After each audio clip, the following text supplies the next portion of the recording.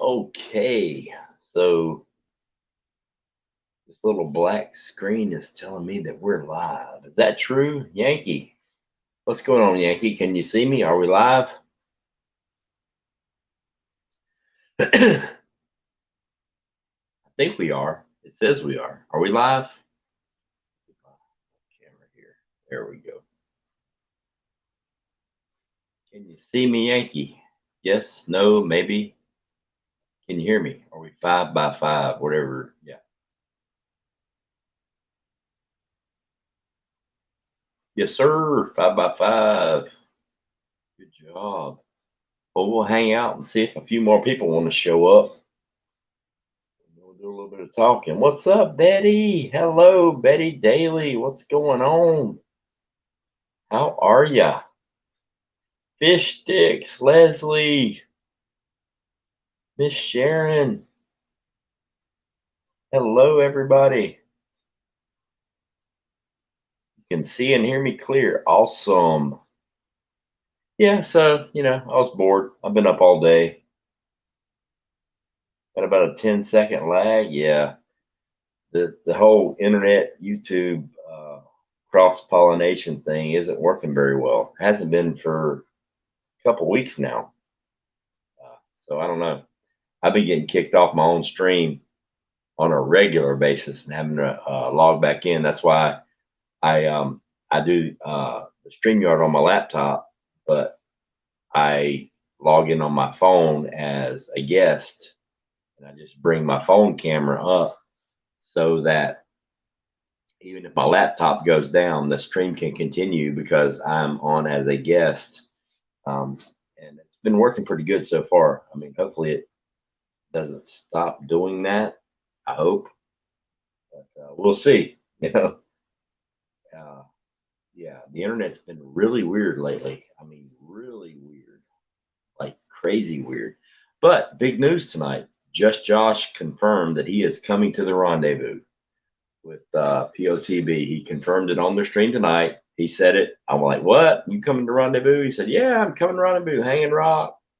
Even shouted out the mountain name and everything. So Just Josh is coming to the rendezvous. Not sure about POTB yet.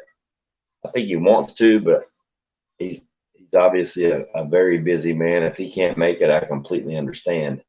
But I mean, right now, adding Just Josh, I mean, we're well over, like, we're getting close to 40 people, and we still got over a month to go. So my mark I was shooting for, and I actually, if you ask Native, he'll tell you my mark I was shooting for was 50 people. 50 people. That is a lot of people, and that is a crazy mark to shoot for. I'm shooting for 50. I want 50. It's a good round, even number. I like 50. If we get 48, I'm not going to be upset. If we get 36, I'm not going to be upset. Hell, if we get 4, if one motherfucker shows up to get drunk with me in the woods, I'll be happy. You know what I mean? If it's just me, Native, and Devout, well, say 4. I know for a fact, hell or high water, me, Native, Devout, and Backwoods are going to be there. So without a doubt, if we got to walk, we're going to be there. So it is what it is. Mrs. Previn Plummer, what is going on? Queen Essence, hello, welcome, welcome. Jeep, Jeep, what is going on, Jeep? Tammy C, hello. Yeah, Cherokee, what's going on, brother? Cherokee's coming too. Oh yeah, Cherokee's coming. Cherokee is coming. We're gonna have. It's gonna be an epic rendezvous. Like, it's gonna be badass. We got a lot of people coming. We're gonna have fun. We're gonna, like, next year. It's probably gonna be like, honestly, next year. I mean, if we're getting close to, I mean, we're already getting close to 40 people right now. We're still a month away. So, I mean, we've got a whole year to plan for next year, and we're going to get the group campsites. I want to rent out the entire group campsite. It's like they have 5 campsites, and it's 16 people per campsite. It's completely remote. You got to hike in. Park your shit in the parking lot. You hike in with all your stuff. You have a water point and you have an outhouse. That's it. That's all you got. 16 per campsite, and I think there's five, maybe six. I want to say five campsites. So yeah, um, that's kind of awesome. But even like this year, even with 35, 38, I think it is right now we got confirmed. And I check the website every day to see all the campsites that are getting rented, around us. And hopefully it's people that are us that haven't sent me an email or a text and say, "Hey, Ghost, I got campsite number 5,406." So I can kind of keep track of where everybody's at. But either way, it still doesn't matter. So, but next year is going to be fucking insane if we're still here. I mean, if we're not all speaking Mandarin Chinese, this time next year, or some dialect of Russian, or whatever. I don't know. Either way, I'm still going to the fucking mountains if I'm still around. We're going to do it next year too, but this year's going to be freaking awesome. So I sent a or excuse me, email out to a few people to pop up here on the chat. But if you guys will give me 2 seconds, I will copy and paste this link. I always forget to do that. I don't know why. I always forget to do that. Copy and paste this link into the chat if anybody wants to come up. Because you guys know I hate sitting up here talking to myself. So I'm gonna try to. Oh, now the internet's like taking a shit on my face. I hate that little swirly ring of death, like right in the middle of your thing. It gives you that. Oh God, I hate that shit. But that's what I'm dealing with. Leslie, Laura, Sherry Leach, what is going on? Sherry Leach, I love you. I loves you. I loves me some Sherry Leach. Hang on, let me get all this done. Man, my internet is so slow. And it sucks because now what's going on? There we go. All right. Now, oh my God. Really? Unbelievable. Mrs. Griffin Plover, what's going on? And it won't let me pin the message. I'm trying. I am so trying. All right. Is the message pinned? Asked me twice. And it's not showing me anything. What in the world? All right. Yeah. It says it's pinned. Hopefully the link's pinned for everybody.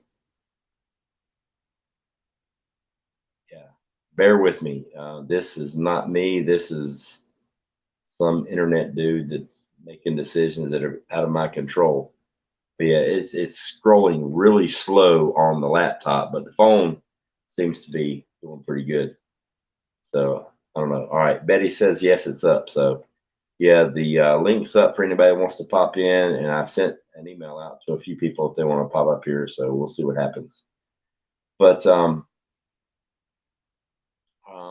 let's see. Yeah, the main reason for tonight, I spent like several hours today building the blackout light tight screen drying cabinet for the screen printing screens. That's a tongue twister. Screen printing screens to make my t-shirts and hats and hoodies and all that good stuff.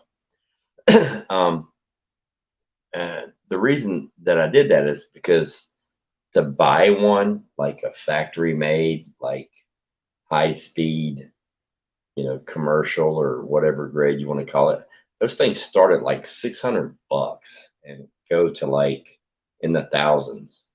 And I'm like, nah, ain't gonna do it. So I researched it a lot, got a lot of different pictures and diagrams, and I was like, fuck it, I'll build my own. So I spent today, uh, all of today, building this blackout light tight cabinet, because when you burn a screen, the emulsion that you put on the screen, and I'll do a video of that when I do it for the first time, but there's an emulsion, and you have this special tool that you have to coat the screen front and back with, and it cannot be exposed to any light, any sunlight, any ambient light in the atmosphere, any UV light, nothing, because it will harden the material. It's UV sensitive, so you have to do it in a dark room with a yellow light bulb, and I've got those too. I'm actually converting the entire basement into a dark room with the flip of a switch, so I can just flip off the UV lights and all the rest of the lights, and just go yellow when I coat the screens. And then once you coat the screens, they have to go into this cabinet that is light tight, because any light at all, UV light, any kind of ambient light from the surroundings, will make the it will make the coating that you coat the screens with, it'll make you get hard, and that's not what you want. You want the emulsion to dry on the screens, and then you want to take your proof that you print out and then lay it on the screen. It's dry, but it's not hardened by light. So you place it on the screen how you want it, and then you have to put it in a special box, which I'm going to build tomorrow and the next day. A special box that you hit it with light, and it burns. It's called burning the screen, and it hardens all of the emulsion that isn't covered by the design that you're putting on the screen. Um, and then once it's hardened, you're good to go, and then you wash off the rest of it, and the design that you're putting on the screen gets washed off. So when you put it on the press and you're doing the ink, the only place that the ink goes is on your design. It's kind of confusing a little bit, maybe if you've never seen it done before, but it's actually a really cool, technical, badass process. It takes a lot of time. I mean, doing the screen, it takes a day to 2 days to coat it with emulsion and let it dry, and then you have to burn it. But it's a really cool process. John McGill, Sherry Leach, what's going on? But yeah, so the cabinet, once you coat your screens and they're coated with emulsion, they have to go in a light tight area where no light at all hits them. Even if it's a little bit, it'll cook them over time. So the cabinet that I built today is completely light tight. If you guys saw the video I posted, or the picture montage I posted of me building it, at the very end, I mean, all my shop lights were on, and you could barely see inside this cabinet. I mean, I painted it black inside, outside, sealed the edges. I'm going to caulk the edges, maybe some duct tape, whatever, to make sure no sunlight gets in there whatsoever. Because when you coat the screens, you put them in there and you let them dry for a day, sometimes two days, to make sure they're completely dry. And then you burn the image. And then you print your shirts or hoodies or whatever you're printing. But with me dedicating this thing to the YouTube community, I'm actually building a website now. I've actually got a friend of mine building it for me now, and it's going good so far. I mean, she's making good headway. Hopefully, it'll be up, within the next week or two. But the way it's set up, or the way I'm setting it up, is that each YouTube creator that lets me produce their merchandise, they're going to have their own specific link to my channel. And so if you're a subscriber to them, you click on the link and it takes you straight to my website page or web page, but it's directly to their content and their content only. It's content driven. So if you're on Native's YouTube channel and you click his merchandise link, it'll send you to my website, but it will send you directly to just Native and About, or to the Just Native Voices merchandise. that's all the merchandise you'll see, unless you choose to click something else and see other stuff. My actual main landing page is going to cover my personal stuff, my political stuff, my attitude tees, and it's also going to allow you. I mean, even if you just go to the main landing page, you can click on a tab for all the prepper community, or excuse me, I'll have a big tab at the top that if you click on it, it'll show all the YouTube content creators, and you can click on a tab, and it will take you directly to their channel. So it's going to be channel driven for the content creators. So if you subscribe to Native and just Native, and all you want to do is see Native stuff, that when you click on his link on his channel, it'll take you directly to his stuff. You will see nothing else. So there's not going to be any cross pollination unless you choose to go search for other stuff. But yeah, that's cool. So the cabinet that I built today, the light tight cabinet, there's two reasons. Number one, when the emulsion's drying, it has to be in a light tight environment, no sunlight, any kind of light whatsoever, except for yellow, until it dries. Once it's dry, then I can burn a screen. Once it's burned, it's going back into the cabinet, because what I'm going to do with all the content creators that will allow me to make their merchandise, like say if I burn a screen for Native, say as Outliers t-shirt or something, I burn a t-shirt with Outliers, or I burn a t-shirt for the Rendezvous or whatever. Once I burn that screen, I'm going to save it. It'll go in the cabinet, and I can use it for months and months, if not years and years, as long as it was done correctly. So I don't have to spend that extra money and cost on like cleaning it every time, washing it every time, and having to redo it. Because there may be a time where I get like 2 or 3 people from Native's community that just want a t-shirt. So I can pull this screen out and put a little ink on there and do 3 shirts, clean it off and put it back in the rack and save it for next time, instead of, having to, because most of your t-shirt companies, they charge crazy. Like they charge a setup fee every time you burn a screen, because it takes a lot of effort to burn the screen and do all that stuff. And then they clean the entire screen and they make it perfect again. And then if you order something new, they have to reburn it. I don't want to have to do that. Like Native's going to have his own screens. Like I spent hundreds of dollars buying, I got 30 screens right now, and they run like $20 a piece. But those screens, like say if when Native sends me his art and I do a print for him or for the Rendezvous or whatever, when I burn that screen, I'm going to save that screen. I'm going to use it over and over and over again as many times as I can, so I can swallow that cost and I don't have to pass that on to everybody else. So that's like the main thing. Mad Chad, what's going on? Tiger, welcome. Just like, the thing is, it pissed me off. And it was on Tribe's page when I clicked on the store and I went to Teespring, and I saw how much money they were charging for a t-shirt or a hoodie or whatever. And then I talked to Tribe, and he let me know how much money he was actually making from that. And I'm like, what the fuck? That's crazy. I know for a fact I can make them way cheaper, more affordable for everybody in the community. And that literally is like my mission right now, is to allow, because I would love to have a t-shirt from everybody that I'm sub to and all the people that I'm a member to. But honestly, at the price Teespring charges, I can't afford to do that. I wanted to do a separate little deal with YouTube to where I can make it affordable for everybody to like be able to have merchandise for all the people that they follow. Is that stupid? I don't know.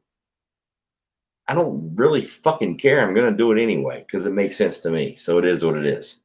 But I mean, what are you going to do? But I did the cabinet today, the light tight cabinet today. And I'll do a separate video on the cabinet because I designed it like a particular way. I have 13 shelves. the reason I had 13 shelves is, well, two reasons. That's what fit, number one. Number two, 13 is my lucky number. So I did 13 shelves, but I spaced them out to where I can actually put 26 screens in there, because the space that I put in between the racks is twice as big plus some that you need for two screens. Now, when I'm drying screens that are wet with emulsion, they'll get an entire rack by themselves. But once they're dry, I can double stack them. Once I've used them, if it's a screen that I've already burned and I'm just going to put it back in there and wait till the next time I need to use it, I can stack it. So I can get 26 screens in that rack that I built today. And that rack, if you were to buy it like a commercial rack, like a screen dryer, it's like $600 to start with. Are you kidding me? I built that rack today for less than $100. Less than $100. That includes a badass set of drill bits that I bought extra just because I wanted some more drill bits. That includes the screws. Now the spray paint, the paint that I painted it with, I already had that. But yeah, it was still less than $100.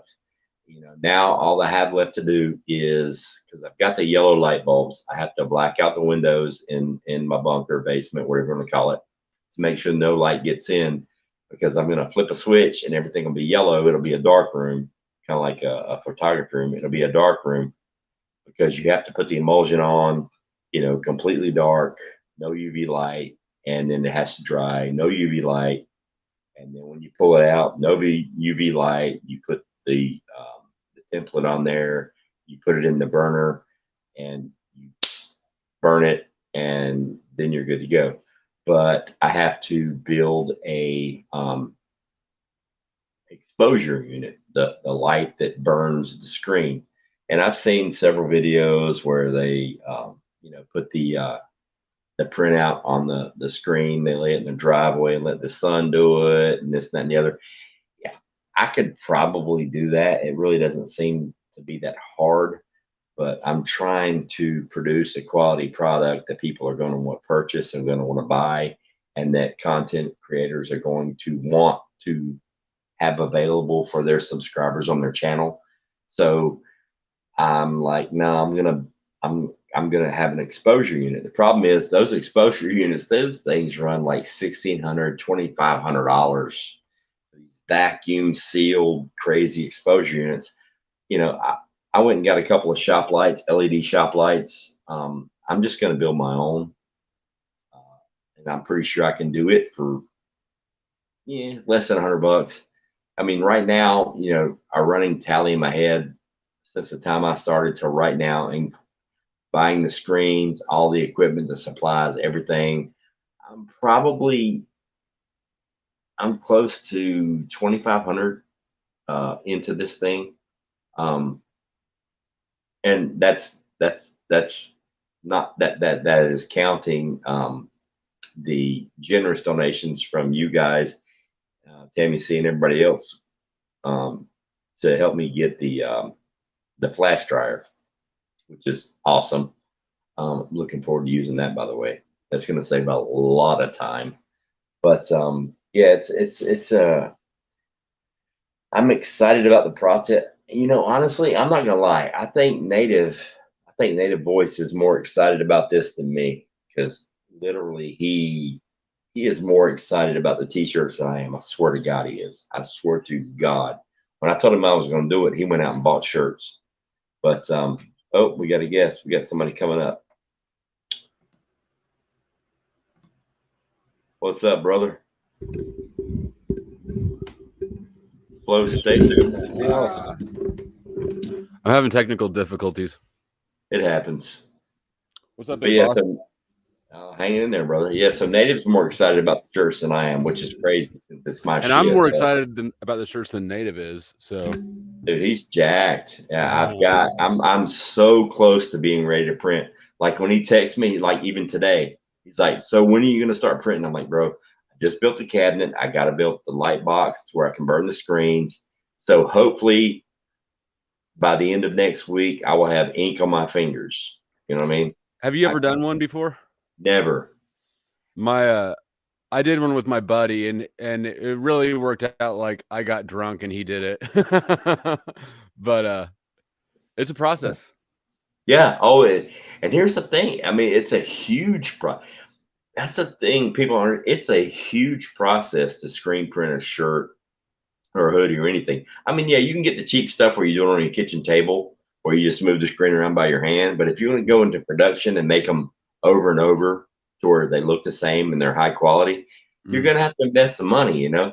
And I'm trying to do it in a way where I can invest as least that I have to, but still produce a quality product. You know what I mean? Yeah, I do. You should definitely plan on spending some money in practice runs. Oh, I've already got the paper sheets that you put on the pad where you practice print, and I've got a box full of. I never throw anything away. All my old Oh, you're one T-shirts of them. doesn't fit anymore.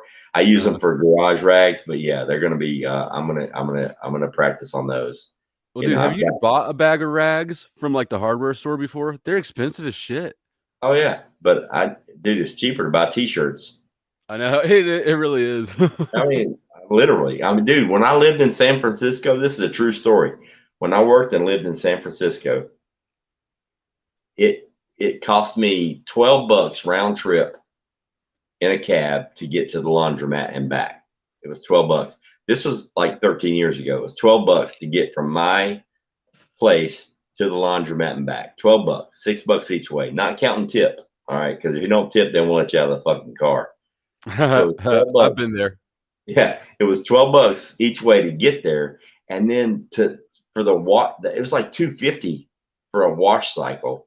It was like $5 to dry it, and it half-ass dried your shit. So to go wash like a week's worth of underwear and socks, it was like $50 fucking dollars, bro. It was insane.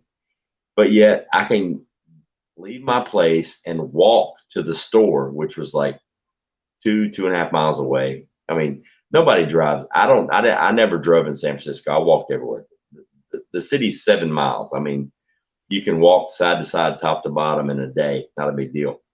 But I could walk to the store or mall, whatever you want to call it. I could buy like 2 packs of socks and 2 packs of T-shirts for like $20, and it would last me like 2 weeks. So, dude, literally, I did not do laundry. I would buy new socks and underwear and T-shirts, and then when I was done with them, I'd put them in a bag and I'd give them to the homeless people, and it was cheaper than doing fucking laundry. That's the world we live in. I was the same way with dishes after I got divorced. When I got divorced, I was working full-time job. This was back when I was a professional. I was a bank officer, and I got in custody of my 2-year-old daughter. So I was busy, and I wasn't washing any dishes, and so I would just throw those bitches away and buy new ones. Yeah. You know, when I met my girlfriend, she saw the dishes in the trash. She's like, "What the fuck are you doing?" Like, dishes? Yeah, dude. I literally when I was single, me and my ex-wife split, and I had my own place, my own apartment. I literally, this is a true story. I barely had any kitchen utensils other than the stuff that you cook with. I would just eat straight out the pot.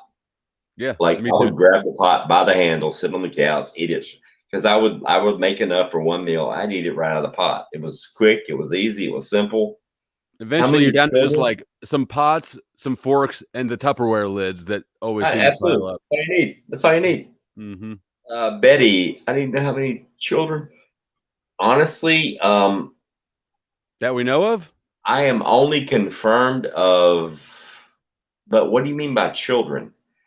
Where does the confirmed- ambiguity come in?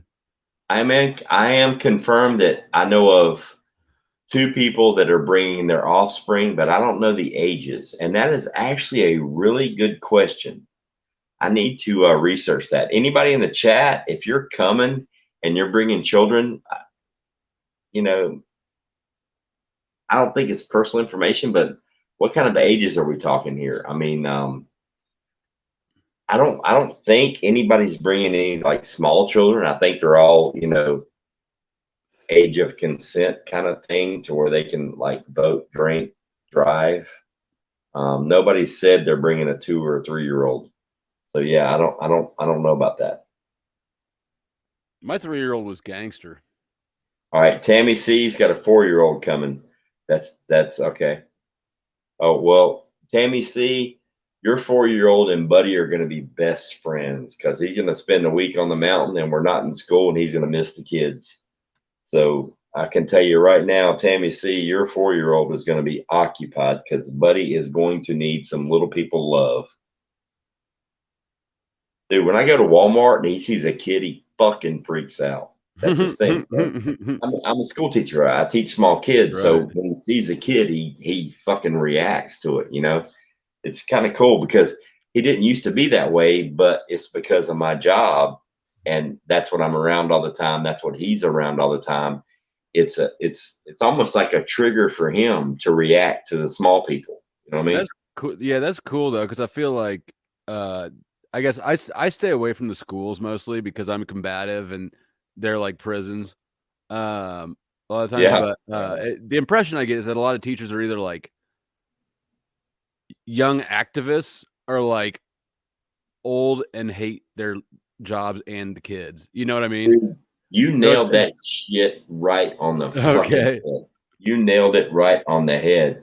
Like literally, there's two. I saw. Oh, what? I missed it. The other one.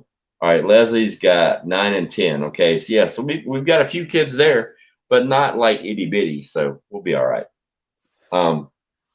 Yeah, I mean, you nailed it on the head. I mean, at least in my limited experience, you know, a couple years teaching, they're either way over here.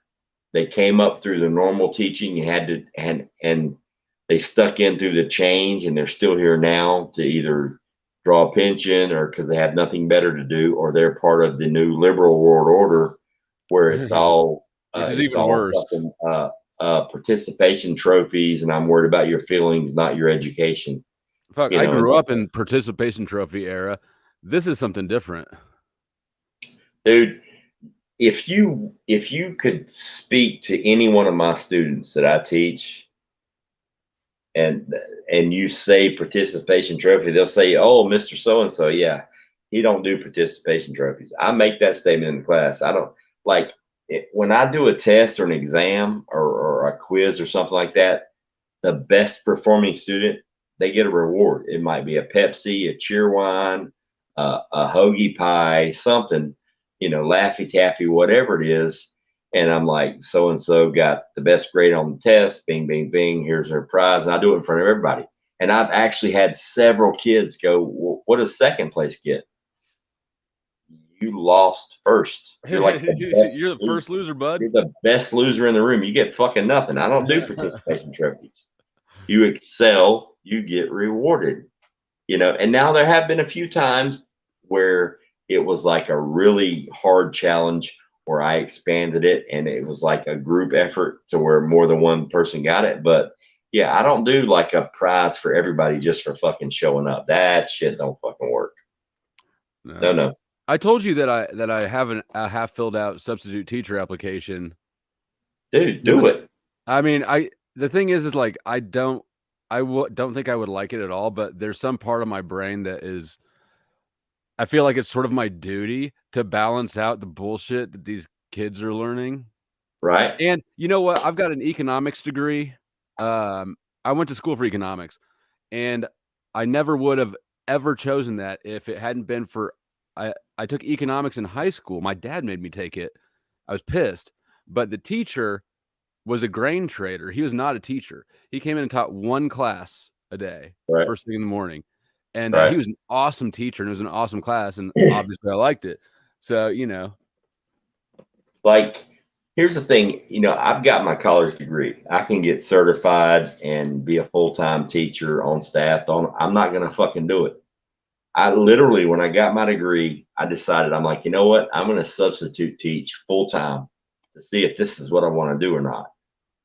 And then as a substitute teacher, I don't have to do the lesson plans, the politics, the PLC meetings, and all that drama that teachers are they're ass fucked with, literally, excuse my language.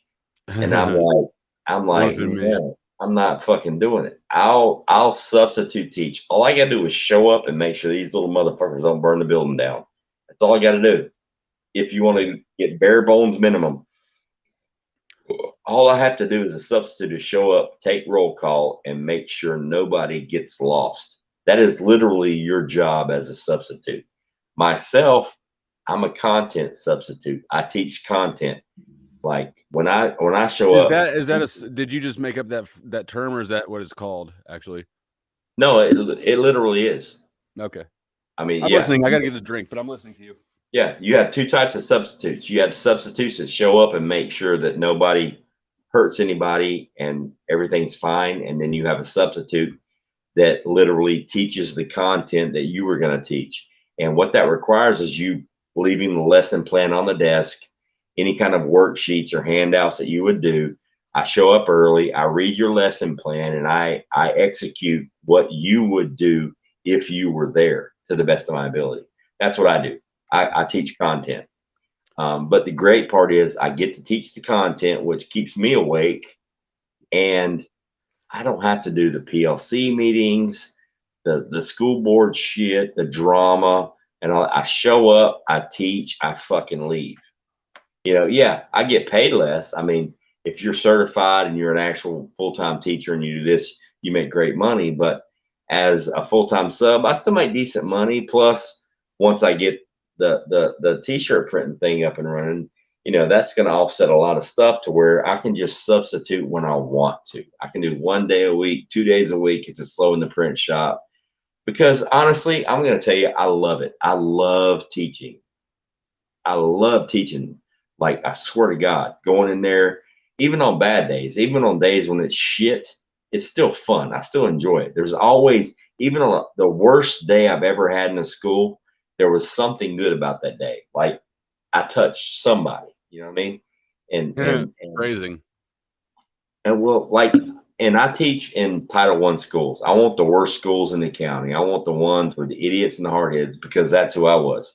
I was that motherfucker that didn't do shit in school. I tormented my teachers. This is my penance. I want to give back a little bit. So when they come in there showing their ass, I just laugh and giggle. I'm like, bro, you're not even nowhere close to doing it the way I did. You're amateur. I mean, just shut up and just shut up and sit down. You know what I mean? I love it. I mean, I love it. I really do. I don't think I'll ever stop substituting just because it's part-time. I can do it 1 day a week, 1 day a month, 1 day a fucking year. It doesn't matter. If you're on roll as a sub, all you got to do is go online. And if you want this job, click it. It's yours. Show up tomorrow or the next day or 2 weeks, whenever. So it's really, it's fun. Dude, I love it. I swear to God, I do. I love it. I might still complete the application. I haven't decided not to do it. I've got a lot of shit going on right now. Right. Also, I'm not sure that I'll pass the background check. I am a felon, and it's been less than 5 years since I completed my sentence. So even though they're sort of ambiguous about what, right. It was a drug offense. So it's not like, it's something that, I'm not going to run around throwing crack into the honestly, I'm not sure. It depends on the state, but as long as it wasn't a violent crime and there wasn't a weapon involved, I think you're okay in most states. I'm under the impression that I could probably squeak by, depending on how much they need substitutes. But they need substitutes enough that they lowered the requirements, dude, in Kansas. If you can read, like, literally, if most substitutes now are stupider than the kids that they're teaching. Well, I'm not worried about competence. I'm worried about the I'm not really worried about it all, but I mean, no, it's still one of those things that's floating around out there in space. In space. But honestly, like, I've had a lot of jobs. It's literally, even though it's like some days it's so fucking stressful, I can't wait to get home. It's still the most rewarding thing I have ever done, really? including being in the military. Huh. Oh yeah, it's the most rewarding thing. Why is it that rewarding for you, but other people get so burned out? Is because they're full time, they get into the politics and the bullshit? Yep, that's why I'm not going to do it. I took a year. I chose to sub full time to watch and learn. Before I commit, I want to see what's going on. And I'm watching teachers that have been teaching 20, 25, 30, 35 years, and they are just fucking fried. They're robots, bro. They're on remote control. And it's like, that's never going to be me. That's not going to happen to me. I'm not going to fucking do that shit. And then I see the I don't know bullshit. who would let that happen. Who would let themselves get into a situation where they're so miserable with their lives? Well, I mean, you've got a constant paycheck. You get 2.5 months a week off, That's or such a 2.5 curse. months a year off of The vacation consistency of having every a year. paycheck is such a curse to people. Oh yeah, you get the constant paycheck. You get a massive fucking vacation every year, and it's like, I mean, honestly, the job. Look, the actual teaching part of the job is not hard. It's fucking awesome. But it's the drama behind the scenes, the PLC meetings, the school board. And the problem with education now is most of your administrators were never teachers. You don't have to be a teacher to be an administrator. You don't have to be a teacher to be on the school board and make rules. It's just like hospitals. The fucking administrators of the hospital that you're going to that makes all the rules, that motherfucker's not a doctor. 9 times out of 10, he's never been to med school. He's an administrator. He's a paper pusher, somebody that makes numbers add up. He has And that no was my clue least favorite thing about banking was all the regulations Exactly. That's the written by same thing politicians. with pizza. Yeah. Grandma Yes. Merkel, I hate communism too. And here's the bet, in communism, on paper, communism is the most effective way of government on the planet. The problem But is in people, action, in reality, people aren't numbers on paper. So if communism was just checks and minuses and everybody behaved, that's the most perfect form of government we've ever seen. communism only works when everybody is altruistic. True. And So when we'd have to be a different species. and when the guy at the top doesn't know that he's at the top. Communism works when the guy in charge doesn't know that he's in charge. The problem is communism in our day and age leads to dictatorship. So it's 100% of the time it does. If you could ever, if you really look at it, we're mandatory schooling is what, the 10th plank of communism? I think so. I'm not positive, but yeah, I think you're right. But our society is we in the US live in a fascist state. Technically, because if you look at how government and business interact, the government chooses the winners. You can't be a big company and only serve the private market. You have to get those government contracts. Yeah, well, the thing is, too, right now, our government in the United States, and at least this is my point of view, we don't have a government. We have an oppressive regime that keeps us in the dark. It tells us just enough to keep the majority of the population in the dark, which feeds over to the minority of the population. And it's just like driving in traffic.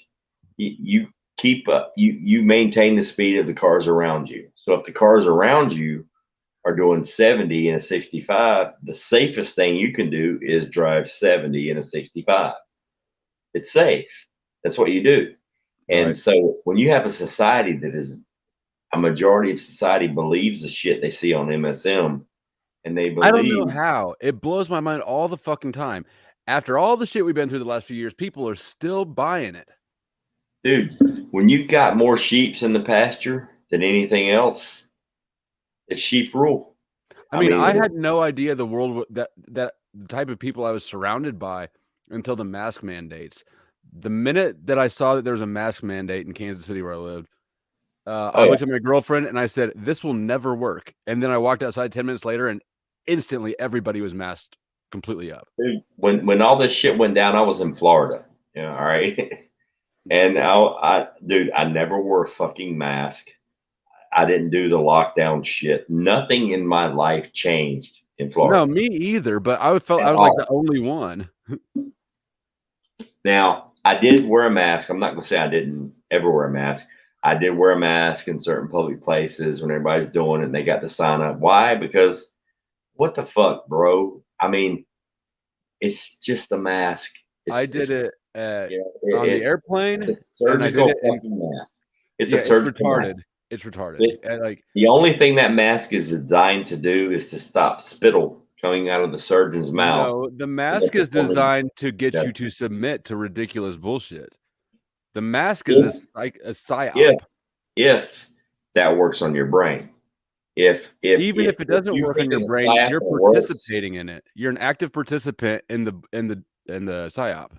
Look, yeah, but if I need to get a bottle of ketchup, and the only way I can get that bottle of ketchup is to put on something that I know that doesn't work, and I know it's bullshit, that's camouflage. I'm going to go get my ketchup. All right? I mean, I get it. I get it, and I don't disagree. I But guess my thing is, that if you believe that the mask saves lives and it's going to keep you safe, you're a fucking No. idiot. All right? Because, I mean, just do some research, get out a ruler, a micrometer, and figure out how big a virus is. Or just use some basic logic. Like, if this is really so dangerous, we have to wear masks. Where are the biohazard bins? And now you've got, mainstream media, mainstream medical people, Dr. Fauci, everybody's already saying that they're pretty much fucking useless. But the thing is, mentally, it fucked up society to where I'm like, even right now, I still see masks every day in my daily functions. And it's the surgical mask, which doesn't do fucking anything. People, those things were not designed to stop, prevent, or do anything with diseases of any kind. It's to stop you spitting in from the wound of the person that you're working on. It's designed to stop spittle coming out of your mouth. It's not designed to, it's not a It was bacteriological. a big exercise in conditioning people to But behave they in ridiculous ways. 90% of the people I see wearing them, they're down here, like below their nose. And I'm like, what the fuck are you doing? Why are you even wearing that? If you're not going to cover your nose and your mouth, you're not making a conscious effort to even pretend that this shit works, number one. Number two, that you're really fucking scared. But you have it down, below your nose and you're breathing through your fucking nose. What the fuck? Why? And you're It coming makes up no to sense. me to bitch because I'm not wearing one. Like if somebody had a disease you're really scared of and they weren't wearing a mask, you wouldn't go rush at them and rah, rah, rah, rah. Oh, you saw that video too. The guy that was I've pissed seen a lot off. of The videos. dude wasn't wearing a mask and he was too close to him, but then he's in his face wanting to fight. I'm like, bro, you were pissed because he was too close to you. He was closer than 6 feet, and now you're 6 inches from his face wanting to fight. What the fuck? Like, really? Literally? Yeah, and nobody ever fucked with me. Like I managed to only have to wear a mask to on an airplane and to court because you can't really boycott those two places. Yeah. I mean, don't get me wrong. I don't mind wearing it. I really don't because it's not restricting my breathing. It's not going to hurt my health. I mean, they literally don't do anything, like at all. And either way, that's all right. Yeah, All right, except look, it stop. trains your students to comply with idiocy. I'm not talking about that. I'm not talking about the mental aspect. Okay. I'm talking about the physical aspect. But the mental Wearing the aspect is the mask, important one. Wearing that surgical mask, it's not going to cause brain damage or anything else. If it was, then all these surgeons that are performing surgeries for 18, 20 hours a day wearing the mask nonstop will be fucking dead right now. It's not going to slow down the oxygen intake of your brain or anything else. Right. The significant aspect It's of the it is definitely the mental aspect. psychological one. It's not the physical Exactly. one. It's a psychological thing. Oh, yeah, I have to wear the mask because it makes me feel better. That's a crutch I will never submit to. I'm not going to, go fuck yourself. All right. If you're upset that I'm not wearing a mask, don't get anywhere near me. But then again, I'm 6'2" and I weigh 240. So a whole lot of people don't really approach me to bitch about anything I'm fucking doing. They usually give me a wide berth, get the fuck out of here. See, me too. But I'm a grown ass man, and I walk in a way that, like, People don't want to really. This is not the thing people want to make their stand over with me. No, And so they let me walk past, but they don't. The same people will fuck with my girlfriend or my daughter. exactly. Which, That's the difference between somebody walking into a room and walking through a room. When I right. enter, that's my shit. I own all of it. I mean, when I blow through, I blow through. I don't I do do too. I don't do the timid bullshit. That thing where they're like, "Do you have a mask?" And people are like, "No," but then they stop and wait for permission. Like, I no, don't no, even no. I don't even answer the question, bro. I just fucking walk Right. by. I'm like, yeah, I got better shit to do than Come fucking deal chase me, with you. Walmart greeter. I'm calling the cops. My shit will be paid for and I'll be gone before they get here. Fuck you and whatever bullshit. Look, the thing is, when you walk into somewhere where there's this type of situation, if you walk in with confidence like you own the narrative, nobody's gonna fuck with you. Very rarely they will wait for the next motherfucker to fuck with. They will literally be like, yeah, I didn't see him come in. Because I mean, if you're gonna step to me with that bullshit, you better be on point because I'm going to your ass. I ain't got no Right. time for it. I've been around too long. I ain't playing that bullshit. I did almost get in a fight with the night shift dude at 7-Eleven, but well, I almost fought him. He was hiding behind his little plexiglass shield and threatening to call the cops. I mean, it's like the ridiculousness of it. And you were right. I mean, it's all mental. It's all psychological, And I mean, I just don't subscribe to that bullshit. I don't either, but you know what? It is a bummer to see how many people's family have had their families fucked up by it. I Dude, didn't. My family's not like that, but I mean, don't get me wrong. I've got family members that got the sleever. They did the whole, that I mean, the hot you shot. make you make your own choice. I've got friends on YouTube. I've got friends in real life that decided to do that. That's your own choice. I can't tell you not to. I'd rather shoot up sewer water. I can't tell you that I disagree. I mean, if you're immunocompromised and you think this is your best option, do it. But here's Yep. my thing. I was in the army for a long time, bro. They stuck me in the arm with all kinds of fucking untested shit. I'm still here. But I mean, you got to make your own decision. You got to choose what you want to do. If you make an adult decision and you think this with the information, whether it's valid information or not, if you sit here, whether it's MSM information or whatever research you did, and you decide as an adult, this is the best decision for me, more power to you. I support you to the end of your journey. I choose not to. I'll And still you probably should make not fun of you take for down before being that. stupid about it. But here's the thing. I know a lot of people that have a lot of serious health issues, and to them it makes sense. And who am I to judge? If it makes sense to you, you do what feels good to you. If you think I don't know that anything can make sense. Like something counting makes sense or muscles, it doesn't. The only way that this could make sense to somebody is if they're devaluing logic and upvoting authority. And that doesn't make sense because we have a perfect track record of authorities being wrong about goddamn near everything every time. true, but we also have a perfect track record of us not having all the information. So with the information that we're given, you're damned if you do, damned if you don't. Make an educated adult decision. If you think that the information that you were given justifies you getting the shot, then get it. I personally myself do not. That's my choice. I could be wrong. 5 years from now, I could have 3 arms, 4 legs, a tail growing out of the back of my head, and it was all because I didn't get the.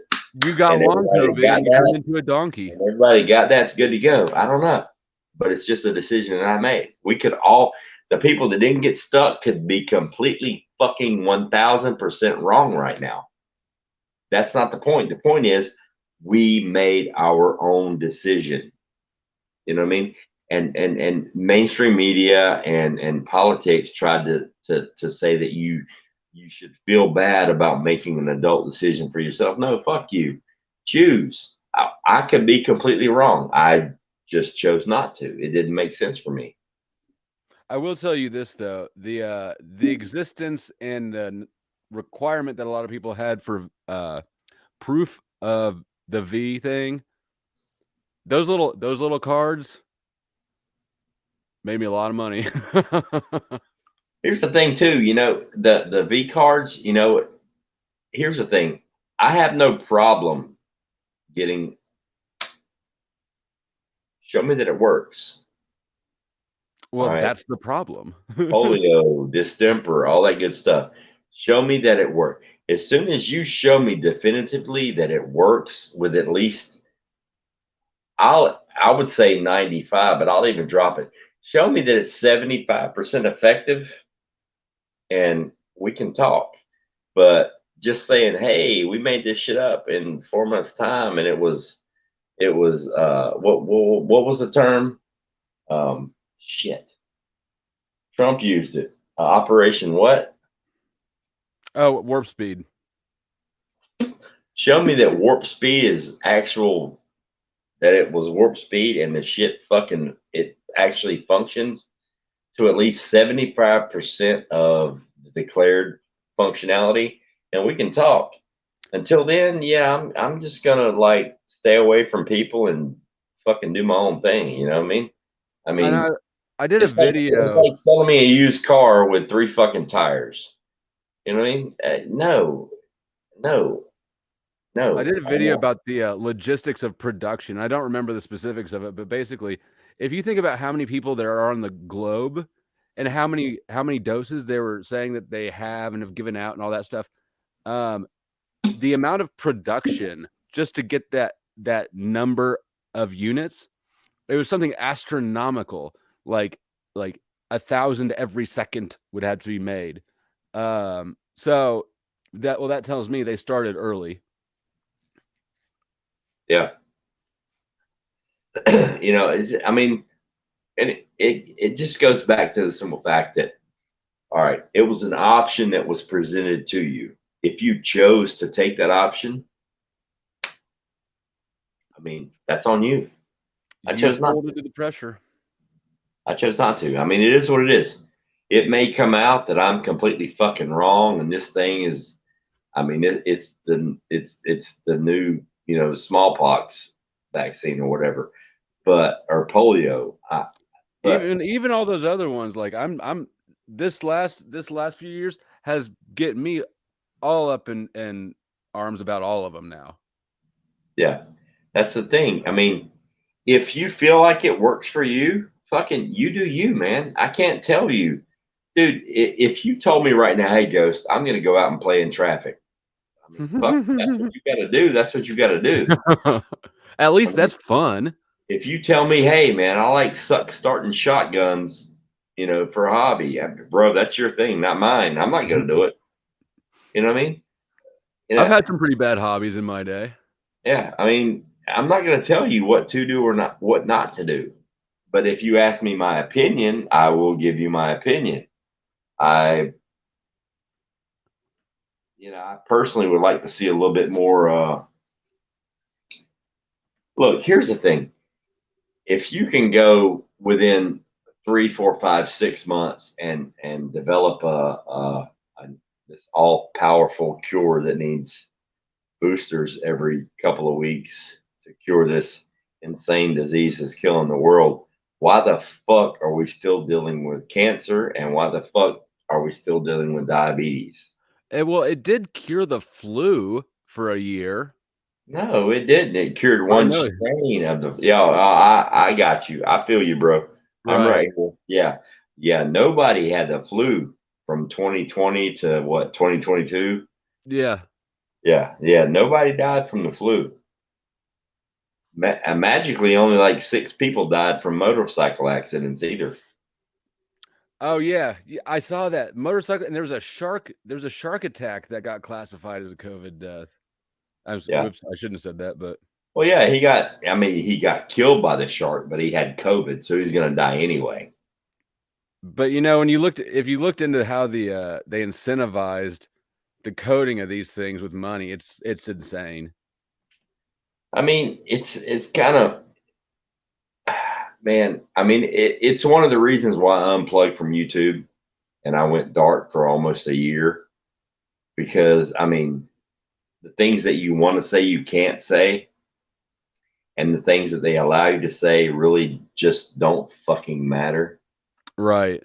You know what I mean? Yeah, So it it's is. like, It is why? nice now that like it's not really like that. You know, like that's not the huge thing going on right now that you want to talk about. Dude, 2 years ago, if you said the word mask, the stream would be shut down. Like literally. Halloween mask. Oh, you're being censored.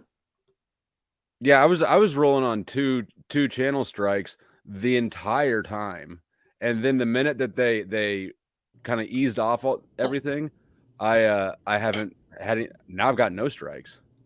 Yeah. Cherokee, what's going on, my brother? Nothing much, brother. Looking forward to seeing you next month, my man. Oh yeah.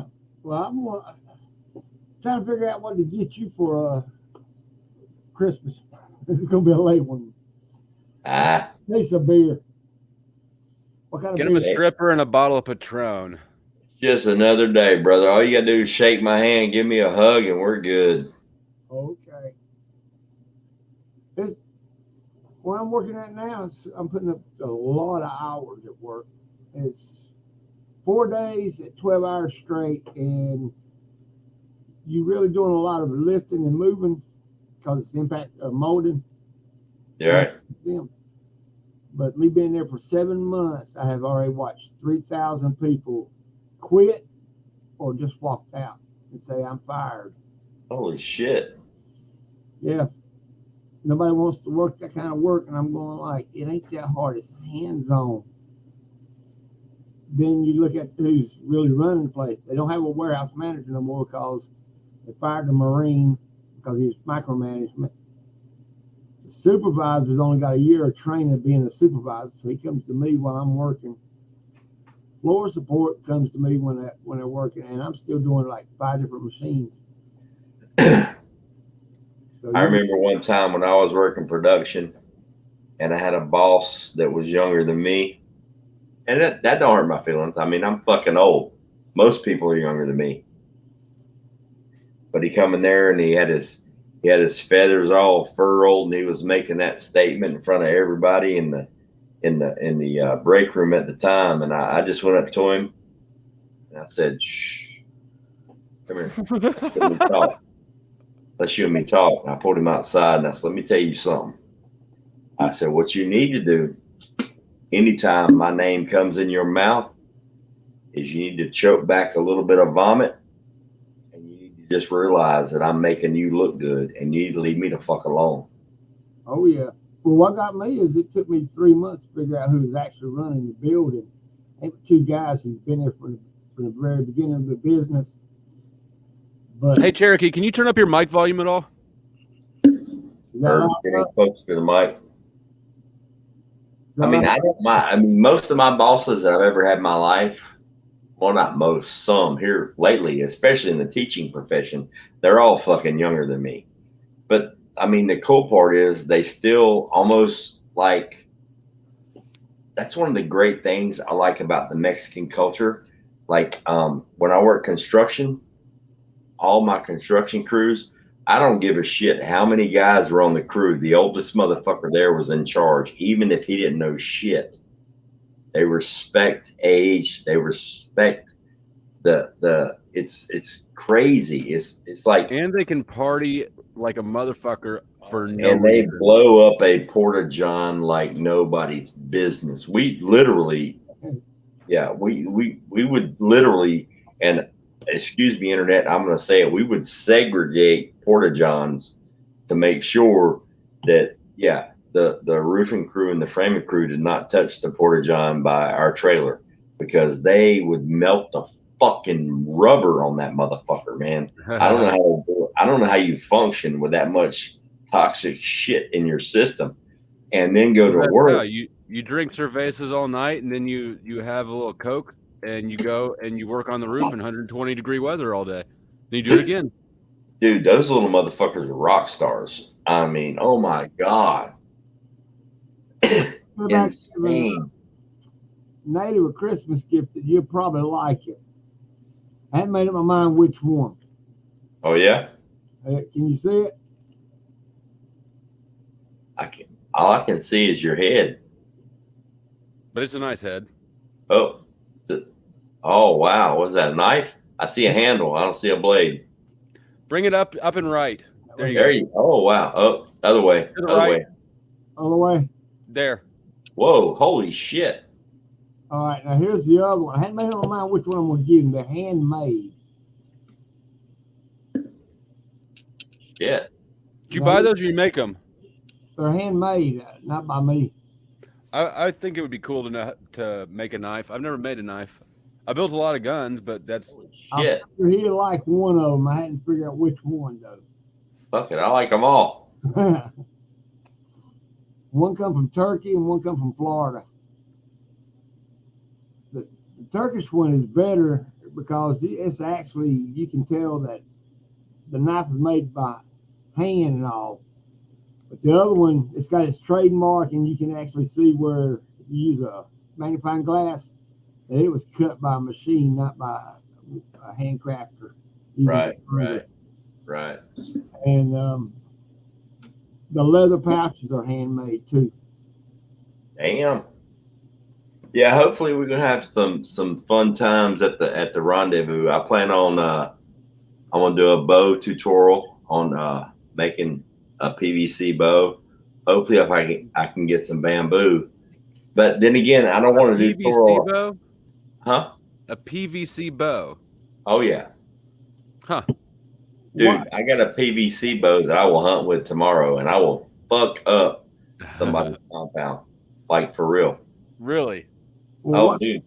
Ask Native. You should do that. That would be a great video. Dude, I have a PVC bow. My string is 550 cord, and it's fucking deadly. Out of a What PVC pipe. diameter? Hmm? What diameter do you use? Well, it depends. You can make it however big or thick you want to make it. I can't remember the actual diameter. I want to think it was either 1.5 or 2-inch PVC. But I took driveway stakes, you know, the fiberglass stakes you put in your driveway, or tomato stakes. I took those. Once I heated up the PVC pipe, I put those fiberglass rods inside it. I melted it flat and then curved it. It's about a 70-pound pull. It's brutal. It's fucking, dude, it's deadly as shit. I'm accurate as fuck with it. PVC pipe. Huh. I have a youth compound bow. I think you might have heard me say this, and because I got to fuck up these raccoons that are fucking up my chickens. But I caught a raccoon. There's 2 raccoons. I caught one of them in the cage trap, and then I completely went soft because it would look so scared in there. So instead of killing it, I spent my whole night and a half a tank of gas driving the Silverado across town to let it go. Yeah, he's gonna come back. He's like a cat. He'll come back. I took him like 12 miles away. Yeah, raccoons. Dude, raccoons are badass. I love raccoons. They're a pain in the fucking ass when they get. Dude, if you ever feed them, they're never going away. Well, That's I didn't the problem. feed them, but they helped themselves. What size of bamboo you was looking for? Dove J and Native are trying to track some down, and I got a little thicket not far from the house, but I don't know whose property it is. But Yeah. Dove J says they got as much as I want. So hopefully Native will hook me up, and I'll get a whole bunch of bamboo and let it dry out. I'm gonna make some bamboo bows. Yeah. And that's my next major mission is making. I'm actually gonna sell those on the website too. Bows, PVC bows, and bamboo bows. I'll make them custom, whatever size you want. But the PVC bows are just fucking. They're cheap. They're fucking badass, and they're fucking deadly, dude. The one I got, I will go hunting with anybody with my PVC bow and your longbow. I'm good to go. I mean, it's fucking deadly as shit. Made out of a fucking PVC pipe. and a heat gun. Well, I know the girl that works there is a hard worker just like me. After I did her first aid when she got hurt, she's already told me she's got a whole backyard nothing but bamboo. So my I wife, love me some bamboo. You better be but careful. You're gonna have pandas before too long. dude. Bring some to the meetup, bro. that's why I'm saying, what size do you really need? Just cut whatever you can fit and bring it. I'll cut it to size because it's got to dry out before I can do anything with it anyway. Okay. Yeah, I love me some bamboo. Hell yeah, any size. Because eventually, what I want to do is make bamboo bows, and I'm going to make the arrows out of bamboo as well. Oh, okay. I've got plenty of small bamboo out back I can make arrows with, but I don't have any bamboo big enough to You make should make bows. like a little kit of bamboo fingernail shivs.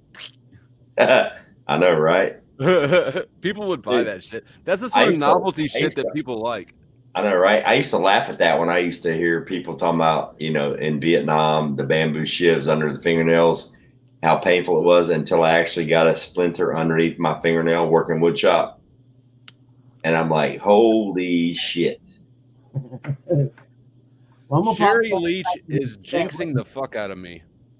What'd she do? Look at her putting all that bad juju into the universe. Sherry Leach is all good juju. She just cursed me with raccoons.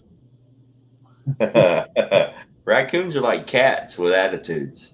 So they drown when you throw them in a bag in the river. No.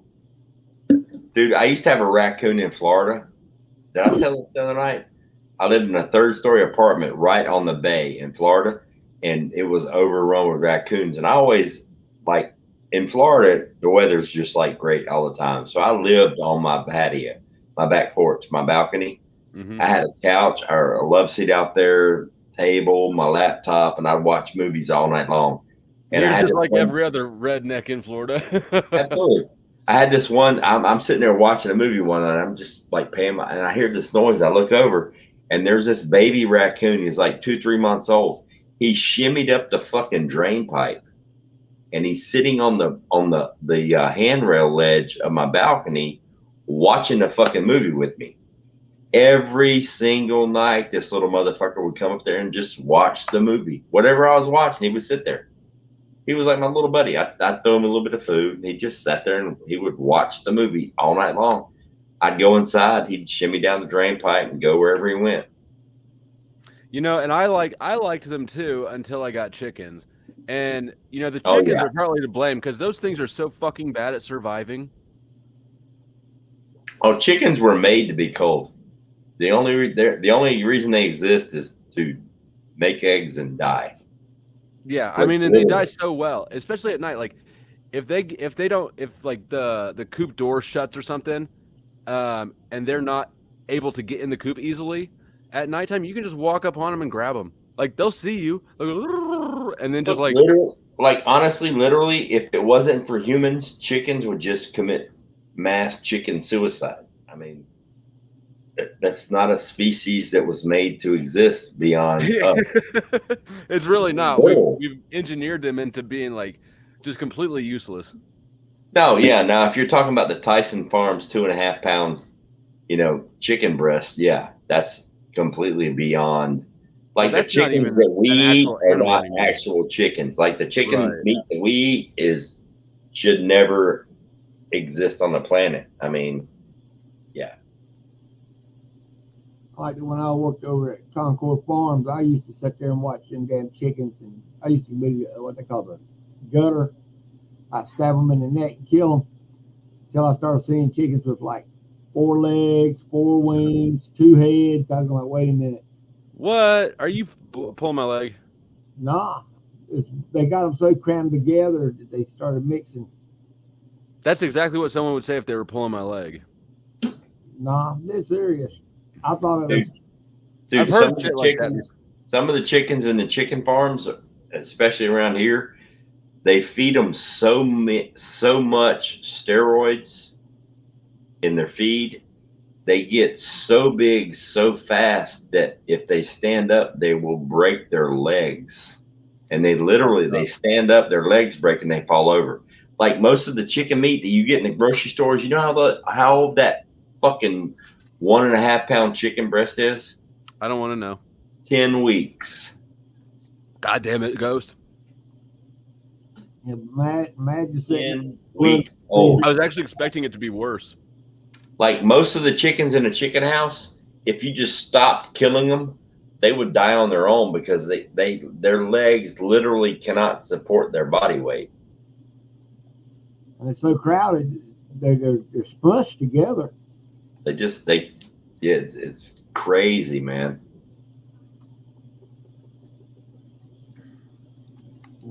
See, we got Tyson's. It used to be Concord Farms. I used to sit there and be in that blood room, man. It'd be like waist deep in them pure blood, and I'm going like, "What's the Hell yeah. damn thing?" So you get the drainage, start leaking out the blood. Dry blood clogs it back up. Dude, you want to see the most brutal thing on the planet? No. Go to a chicken farm. Go to a chicken house. Mm. Dude, they literally bring in the biddies, the baby chicks, in a fucking dump truck. They put them in the grinder for chicken nuggets? No, they just drop them in. The ones that make it, make it. The ones that don't.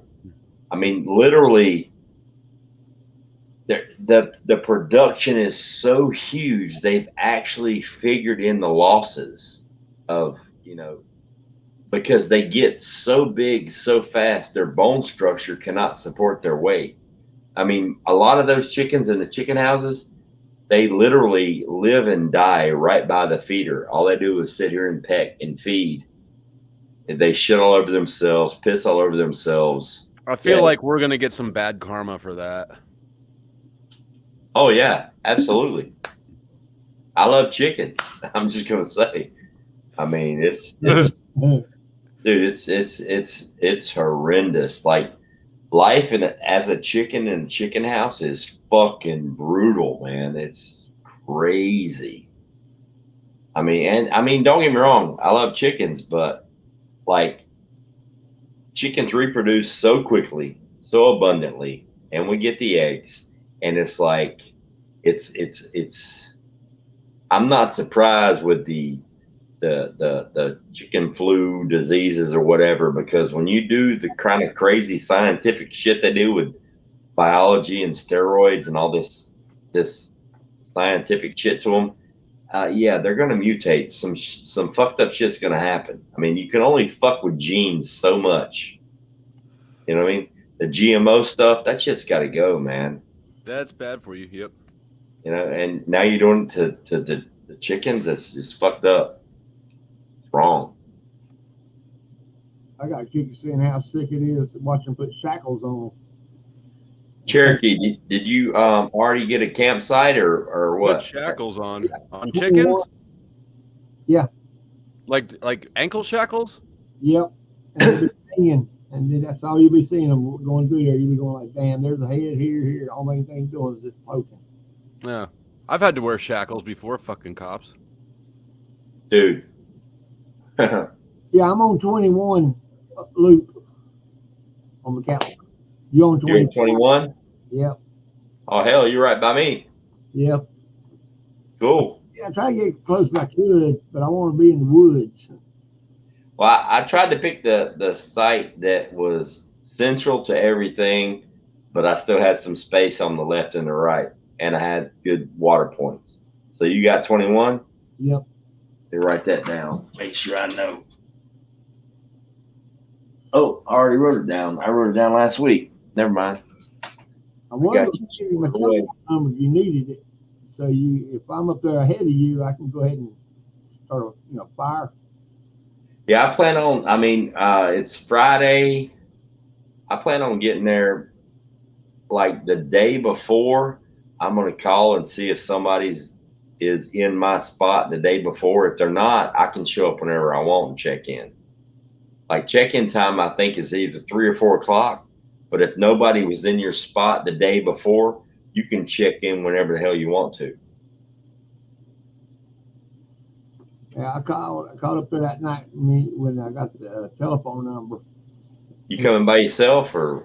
Yeah, it's gonna be me by myself. That's why I Alright, said if Virginia needed a lift, I'd give her a lift. 'Cause it ain't but like 18 miles. that's what I'm saying. Yeah. She I told her we got plenty of people near Charlotte. We got people near Raleigh. Ain't no big deal. But yeah, so that's awesome, man. Shit. Just Josh is coming. Did you hear that? I'm gonna have to rewatch it. I missed that part. Yeah, I watched it. He said he's coming. I asked him flat out, "You coming to the rendezvous?" Hell yeah, I already got my ticket. He's coming. That's my guy there. I get a kick out of Josh him. is gonna be there. Native, Devout, Backwoods is coming. Milkmaid. Milkmaid's coming. Sophia, Roots is trying to come. I mean, I got like 40 people right now that are confirmed. Taylor That's a just lot of came. people. Oh yeah. Do what? I said Taylor just came. I was just kidding. When I told the boss man what I was going to do, he didn't want to hear it since he's learning. Southern Fried's coming. He's right across the path from me. And I told him, Like Cheerios. Yeah, it's plain Cheerios, Southern Fried. He gets plain Cheerios, not Honey Nut, just regular old plain Cheerios. That's his treat. He gets his dog food. He gets Cheerios and one carrot. He gets a carrot every day at Wait night. till he tries Fruity Pebbles. He's gonna wig the fuck out. The messed up thing is he's never had people food, so he doesn't want people food. I can sit on the bed beside him with his head on my leg, and I can have a ribeye on a plate. He won't even look at it. That's cool. He has no desire for people food whatsoever. He gets his dog food, he gets his Cheerios, treats all day, and then a carrot, and he's happy. He's happy as fuck. A full carrot or a baby carrot? It depends. I mean, I don't really know the size. I mean, it's not like the massive carrot, because he can't digest all of it. I'd say 6 inches long, maybe at the base. My uncle had a Doberman that liked bananas. Oh, he's never had a banana. I tried to feed him cauliflower and broccoli and all that stuff. He don't want to fuck with that. Carrots, he will fuck you up over a carrot. Dude, like he wakes me up. He's my alarm clock in the morning to get up, to feed him, and I get ready to go to work. And then he gets dinner at about 4 o'clock, and then he gets his carrot at 8. And dude, at 8 o'clock, like his wake me up to get his morning meal is nowhere near his motherfucker. It's 8 o'clock. Give me my carrot. He wants that carrot more than anything else. How close is them trails? Do what? How close are them trails from the campsite?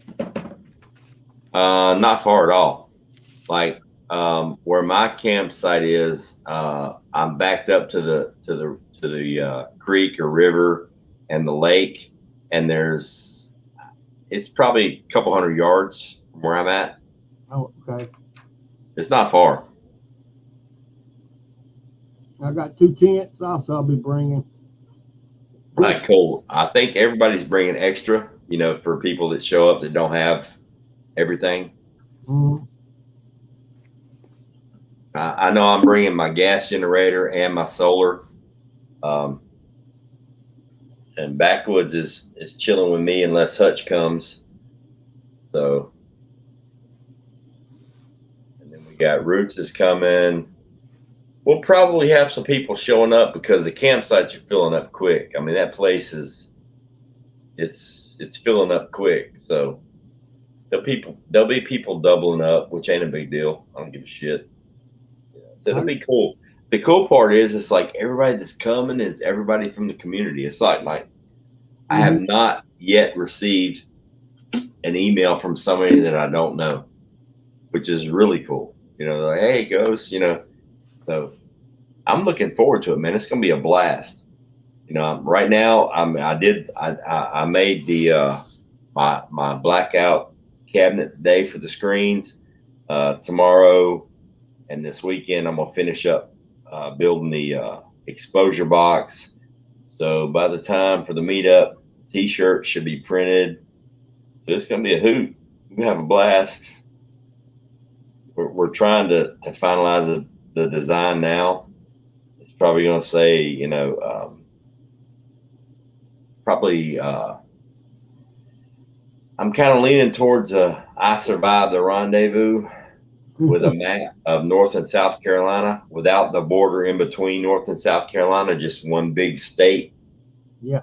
You know, and maybe Native's logo in South Carolina, my logo in North Carolina, and then you know, I survived the rendezvous.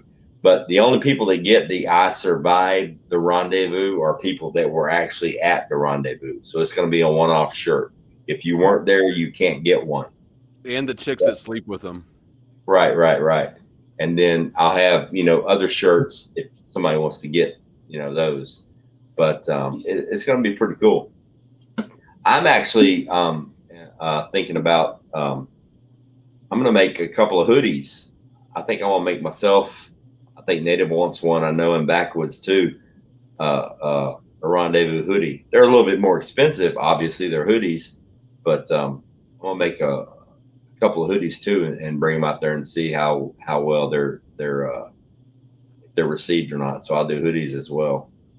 But it's gonna be fun. I'm trying to time everything with the rendezvous, plus getting the shirt company kicked off and having enough stuff printed to where I can do it. And so, yeah, my hands are fucking full. Plus, I'm building most of the equipment myself instead of buying it. Because I mean, fuck, man, dude. And that's part of the fun is building shit. It is. Plus, I mean, the cabinet that I built today, if I were to buy one, like a mass production one for a screen printing, it's like a fucking $1,000. And the exposure box I'm going to build tomorrow and this weekend, that's like $1,600. Yeah, it's silly. Do it yourself, be a lot cheaper. So I'm just going to build it myself because I want to keep it. You know, am I going to go in? If I invest $15,000 into a t-shirt printing company, there's no fucking way possible that I could produce stuff for the community that didn't represent that fucking $15,000 loss that I encumbered to start with. So if I can start as cheap as possible and produce stuff cheaply for the community, that's, to me, makes sense. I mean, I would like it to where everybody in the community, whether you're have you looked on Facebook Marketplace, you could afford to get merchandise. No, I don't really, dude. Facebook pissed me off so bad. But I mean, Facebook Marketplace is a great place to buy used shit. Yeah, I mean, I thought about it, but then again, I looked at what they're selling. Like the cabinet, it's just fucking plywood. I'm like, dude, I have a saw. I'll just fucking build it. You know what I mean? It's like, I mean, they're selling these fucking cabinets for $600, $800, $1,500. I'm like, dude, I just built one today for like $85. Legit. Yeah, I've actually been looking at chicken coops. If I had more time, that would be a good side hustle, is just building chicken coops and selling them, because those things, especially right now, those things are hot. Oh, yeah. Until chickens are illegal. Well, then we'll just call them tobacco coops or something, you know? All right. But it's like, you know, I figured if I can keep my overhead as cheap as possible, but still produce quality shit, then it means that everybody in the community can afford to support other people. You know what I mean? Yeah. I mean, because I went on a few people's store sites on their channels, you know, to get a hoodie was like $40 fucking dollars. For real? To get a t-shirt was like $30 for a t-shirt. I know for a fucking fact I can do shirts for like $18-20. Same quality, same shirt. You know, what the fuck? So why not? I mean, we don't have that outlet in the community. We don't have somebody that makes our merchandise for the community. It's like, oh yeah, if you click on their, you got to pay Teespring's price. Fuck Teespring. Yep. You know, I thought about making my website my for the channel which my website's getting built right now. I thought about making my website name Teesprung, because Teespring is fucked, man. That is just crazy. Well, Teespring Teesprung, that's kind of funny. $50 on a hoodie, and I turned around and said, I ain't gonna pay $50 for a hoodie. There's no way I was gonna pay $50. And Oh, hell no. That didn't make sense. I mean, if I can do a hoodie for like 25, 27, 28 bucks versus fucking $40, I mean, and it's the same shit. Yeah. No. I agree with you. I mean, spread that out a little bit. You know, get the merchandise out there for the community at a price they can afford. You know what I mean? Yeah. Well, that's what I was explaining to my boss man why I'm going on this, and he's going like, "We got to work." I'm going like, "Wait a minute, I'm doing all the main thing. I'm the one that saved your cousin. Here's what I'm going to do, and you can kiss my ass if you don't like it. I'll walk out." I hear you, brother. He didn't say nothing. Then he asked me, "Well, what is it about everybody getting together?" I said, "Everybody's trying to come one." I said, "This is the same thing like a corporation when they have their meetups to talk about shit, and they be out in the fucking woods playing war games and shit, and they actually having sex. And all they doing is just mingling with each other because you hadn't seen each other for a while, like a family." He didn't say nothing then because one of the CEOs sat there and told him, "Well, that's one reason we have them get together is to talk about shit and get to know each other." Well, I mean, you know, like the main thing is too, you know, Native and I were talking about it because, you know, luckily, you know, I mean, and for those of you who know that, me and Native were chatting on YouTube for a long time, and he was getting rabbits from me, and I didn't know where he lived. He didn't know where I lived. He was telling me a lie. I was telling him a lie. We're trying to, like, you know, and I'm like, "Dude, here's my fucking address. Come to my house." All right. And he's like, "Dude, I only live 10 minutes from here." I'm like, "Motherfucker." You know, we spent 6 months lying to each other trying to keep OPSEC, and we live literally right down the fucking road from each other. You know what I mean? And he's like, "Dude," you know, him and I talked about it, you know, and you know, everybody else done their meetups and this, that, and the other. And I'm like, "Dude, we need to do a Carolina meetup." Now we're doing the Carolina Rendezvous. And it's like everybody is showing up for this fucking thing. You know what I mean? Mm-hmm. But it wasn't the whole. Nobody since the time we started, not me, not Native, and I mean, bottom line, nobody else represents the Rendezvous. I mean, it was him and I's thought. I've not asked for $1 from anybody. Yeah. Neither has he. Not like some of these other channels that say send money for this, freedom this and freedom that and liberty this. No, we just want to show up, hang out, have a good fucking time, and meet people that think like we do, that you know what I mean? The That's community. You know what I mean? I've not asked anybody. I'm by the time it's all said and done, when it comes to the shirts, I got thousands of dollars into this. It's about people coming together and just fucking hanging out. You know, this whole send me $50 to come to this freedom, what was it, gathering or whatever. You know, I didn't ask anybody to send me money. I'm gonna rent the spots and charge you $20 for me to do. No, here's where we're going. If you want to come, pick a spot, get your own shit, and hang out with us. You know what I mean? Well, that's what I was trying to do with him, Native, when I was saying go to UR. Me and him and Devout, and we Yeah. camping. Because I didn't know if he lived in Lumberton or if he lived in Robertson or did he live up here in Chirala. Well, honestly, my first choice was going to be the Uwharrie Forest. I mean, that's where I grew up. So yeah. And But you know, the whole, that's the thing. It's not about, like, this whole freedom gathering thing. It's not about making money and this and that and the other. Nobody's charging anybody nothing to show up. I mean, we're going to a campground, pick a spot, get your shit, show up if you want to. If you don't. That's on you. I'm not charging you to show up. There's no cover charge. There's no door cover. You notice I never bullshit about where I lived at. I always told people exactly where I live at. I couldn't be like, Purple Nation, and you live here and here, here. I got a cousin that lives up there, Mayberry. So Right. Like I know where that's at. Oh yeah, I've been there many, many times, dude. Before I joined the Army, I used to drive up to Hanging Rock twice a week and go from the parking lot to the top and back down. That was how I got in shape before I went to the Army. It's been 30 plus years since I've been there. I'm looking forward to going back. It's a beautiful fucking place. It's just this random mountain. It's not even in the fucking foothills. Yeah. It's just this random fucking hunk of rock that just there. It's fucking beautiful. Well, I looked at the waterfalls and stuff. I was checking that out. I hadn't seen the fishing area yet. Dude, the waterfalls are amazing. They got great fucking fishing. It's beautiful up there. It's gorgeous. Like me and Backwood ended up going fishing a couple of times. Oh yeah. You might see a couple of jars walking with us, but we'll be fishing.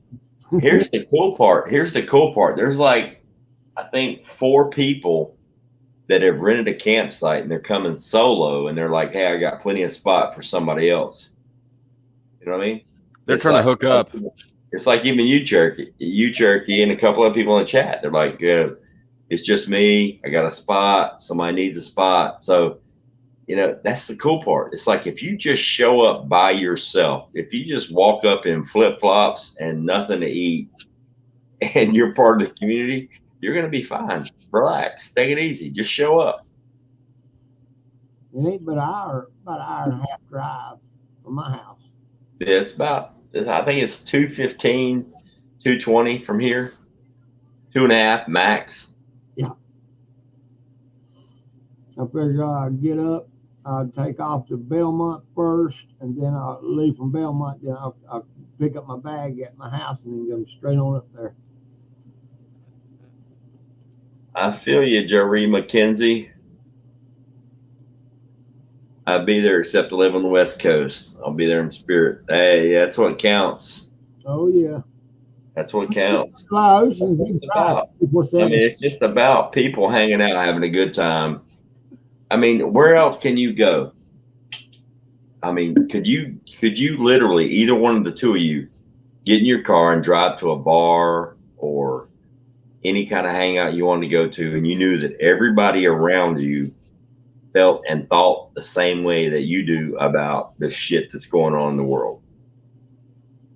I mean, you can literally show up to Hanging Rock and there's going to be 50 people there that literally can start the conversation. Well, this is fucking bullshit. Let's talk about it. I mean, there's not, you know, it's not going to be a left and right thing. It's just going to be a fucking normal human being thing. You know, we're going to hang out. We're going to have fun. We're going to eat. We're going to sleep. We're going to fart. We're going to snore. You know, fuck it. We're just going to hang out for the weekend. Have a blast. Be sitting in Annapolis and Concord listening to dumbasses. Exactly. I got one at work. You'd love to hear him. Well, I mean, one of the main reasons why I want to do this too is not only to just meet the people in the community that live close enough to come, and I'm completely blown away. I mean, we got people coming from the fucking West Coast. We got people coming from Texas. You know, we got people coming from damn near the Canadian border. We got people from all over the country coming just to hang out. We have made no promises. There's no itinerary, nothing. We just said, hey, we're going to camp out on the side of a fucking mountain. There's no electricity. There's no fucking bathrooms. We're going in the woods and we're going to hang out. We're going to sleep, fart, and store next to each other for 4 fucking days. You want to come? And we got like 40-some people coming. It's like, fuck, man, that's kind of cool. There's no itinerary. Nothing's planned out. There's no cover charge to show up. Nobody's asking for fucking donations. Nobody's asking for subscribers. It's just, hey, I'm going to go sleep in a sleeping bag over here. You want to come hang out? Talk shit around the fire? You know, we got 50 people showing up. Has Nisi and Tribe say anything yet? No.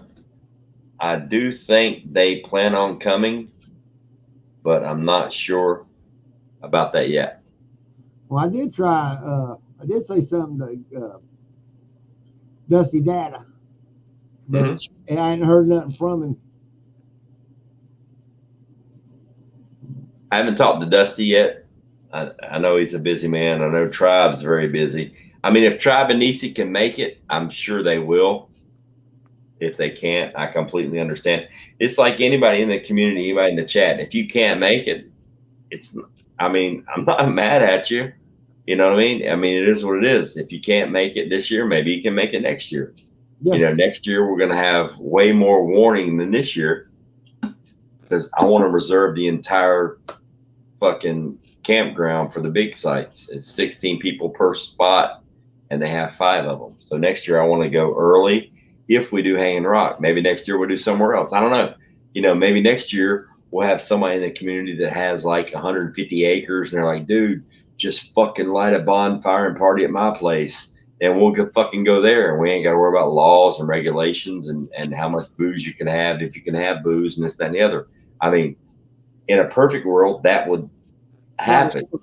But I don't know anybody like that yet. Nobody's volunteered to do that yet. So it's cool. But, you know, until we get to that level and you know, until I own that much land, you know, it is what it is. We're going to do what we got to do. I would just, number one, I would just like to put a face to some of the names in the chat, you know, and shake hands with people that I've met on the panel and people in the chat and like That's the make way it a human connection. You know what I mean? Yeah. Yeah, because I might show up and be like, Cherokee's a fucking cocksucker. I'm never talking to that son of a bitch again. I wouldn't know that until I met you. You know what I mean? You know, it's like, you know, talking on. Like, I mean, this is a fucking internet. This is a camera. This is. I mean, I could be fake as fuck. Nobody knows until you meet them in person. You know what I mean? Well, that's one of the things I pushed over there at the job site. Talking on people on Facebook and all that shit. That's the same thing as talking on a damn phone. I prefer someone face to face, so we all know what's what.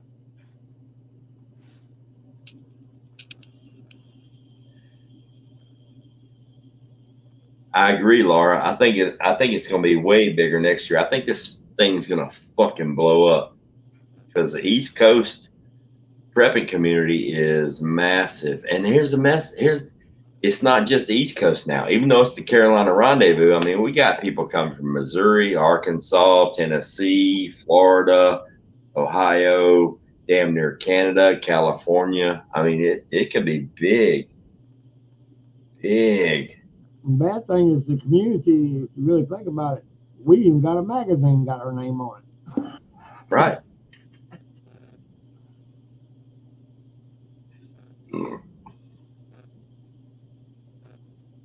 Southern Fried. I'm driving up from Central West Florida. If someone needs a ride, Central West Florida, anywhere near Clearwater, Largo, Newport Richie. I got married on Clearwater Beach. That's where I just moved from. Think about it. Nisi, the Gardner girl, Bushino, and Dada lives right there near Central. Yeah. Hey, even Survival Living. Yeah. I need to reach out to him, see if he wants to come hang out with us. Have another Carolina boy back together. I'll send him an email tomorrow, see if he wants to come up.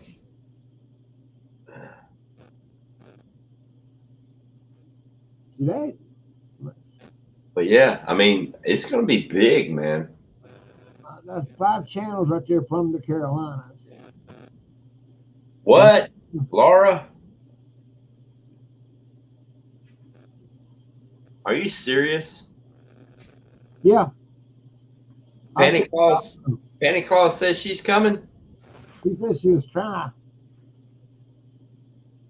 Dude, if Carving Q comes, it's off the hook.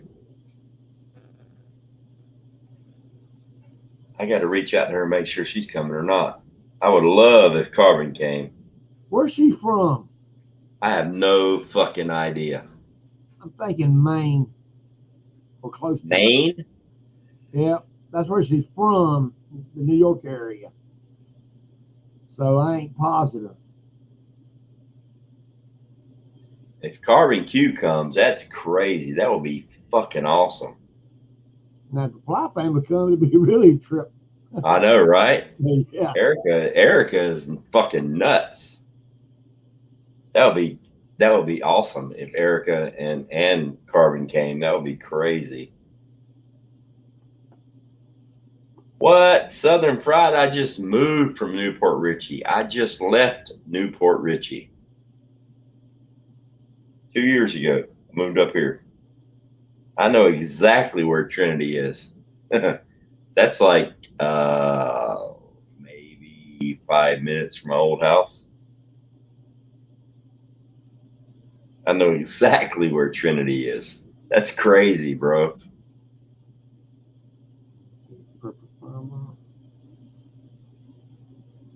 Yeah, I'm just looking forward to it because there's no catch. You know what I mean? There's no website dedicated to this such and such gathering and donate this, donate that. Mm-hmm.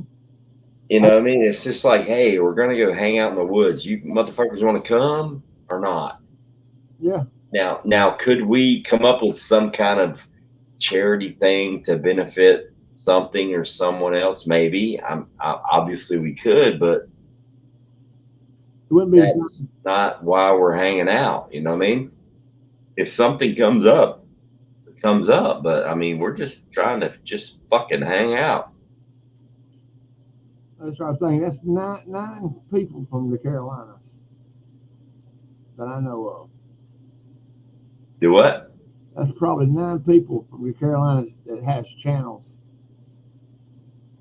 At least. Right now, I'll read off what I got on my list, and this list is not updated. This list I made a week ago. We got me, Native, Devout, Backwoods, Southern Pride +1, Random Jen, Tammy C, Nikki, Roots, Sophia, Leslie, Darla, Teresa, Jeep, Plumber, both plumbers, TT1, Betty Daly, Fish Sticks, and Cherokee. Mm-hmm. So yeah, we got some people. Southern Pride says, you're gonna laugh, but I'm actually packing right now. No, I'm not gonna laugh. Dude, Southern Pride, just to let you know, I know exactly where you live. I remember driving from my house not every day, every other day, 3-4 days a week when I was going to SPC to get my degree, driving through Trinity. Let me tell you something about Trinity, Florida. Dude, fucking deer commit suicide in Trinity. I have seen a deer in the parking lot of a Circle K gas station just walking around like he owned the fucking joint.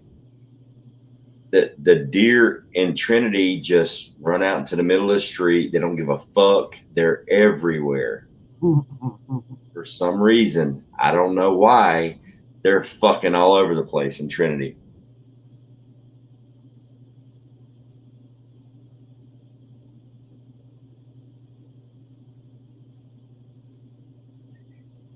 I'm trying to keep up with the chat, and I suck at this.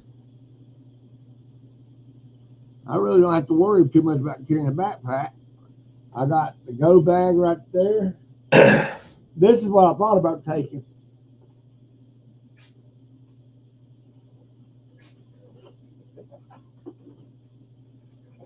That's a big one. Yeah. 70. I made a comment, I don't know, a week and a half ago on a live stream. I can't remember who I was on the stream with, but I made a comment. I said, what happens when we get to Hanging Rock and we all do the hike and we climb to the top of the mountain? We're sitting there looking at that beautiful view and we see a whole bunch of mushroom clouds pop up. I'll be prepared. Native sends me a text message. He's like, you motherfucker. I'm like, what? He said, now all I can think about, I can't sleep, is when we go to the rendezvous, mushroom clouds pop off. Now I got to pack a whole new different bag and this, that, and the other to get ready. I'm like, but think about it. If you had to pick two choices of where to be when shit really hit the fan, would it be at home by yourself or would it be on the top of a mountain in the Adirondacks with 50 other preppers? Yeah. You know what I mean? It's like, fuck, shit's getting real. All right, let's climb back down off the mountain and make a plan. What are we going to do? Oh, when they hike up the mountain, are they going to be wearing their backpacks? I am.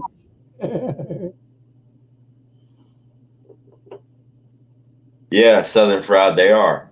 They're way too small to hunt. That's the thing about Carolinas. The further south you go, the smaller the game gets. You want to get big fucking deer? Take your ass to Maine or upstate New York. They're motherfucker. They're like moose deer. They're massive. Now I got to see one of their heads stuff brought into a loading docks. Dude, I remember when I reported to Fort Drum, first firing range we went to, I saw one of their normal deer. I was like, holy shit, that thing's fucking huge. Now, if we got to do a scenario of a nuke hitting, and I was in Alaska, I'd be at home. Or in the swamp, I would be at home. But then, and when it comes to cities, nah, I don't want that. I have to go underground. That'd be my first thing, sewage line.